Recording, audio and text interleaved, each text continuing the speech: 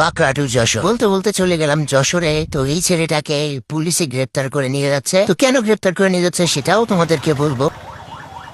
তো বলতে বলতে চট করে যশোর শহরে ঢুকে পড়েছি। তোমাদেরকে একটা মজার গল্প বলে, আজকে আমি যশোর শহরে এসে একটা দোকানে গেছিলাম চা খেতে। চা খাওয়ার পরে বিল দিতে গিয়ে জিজ্ঞেস করলাম, কত টাকা হয়েছে? চায়ের দোকানদার বললো 10 টাকা হয়েছে। আমি বললাম, আমি তো দুটো চা খাই না, আমি একটা খেয়েছি। তখন দোকানদার বলছে একটার দামই 10 টাকা। যাই হোক, চুপচাপ বিল দিয়ে চলে আসলাম। বেশি ফাওনা বুকে ভাবলাম দাঁড়িয়ে থাকলেও বোধহয় বিল হতে পারে। তারপর চলে আসলাম যশোরের প্রাণ মনিহার সিনেমা হলের সামনে। তো মনিহার সিনেমা হল দেখে একটা কথা মনে পড়ে গেল। আগেকার সময়ে মানুষ সিনেমার হিরো হতে চাইতো, আর এখন চাই শুধু একটা রিলস ভাইরাল হোক।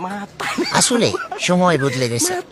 এবার আসা যাক সেই শ্যামলাটার কথায়। তোমরা তো ভুলেই গেছিলে যে আসলে সেই শ্যামলার পুলিশে ধরিল। তো সেই শ্যামলার যে পুলিশে কেন ধরলে তোমরা কি এখনো বোঝোনি? একটু মাথা খাটাও, দেখো খেয়াল করে সেই শ্যামলাটা আরসির বোতলে বাংলা মাল ঢুকায় খাচ্ছে, তাই তারা পুলিশে ধরে নিয়ে যাচ্ছে।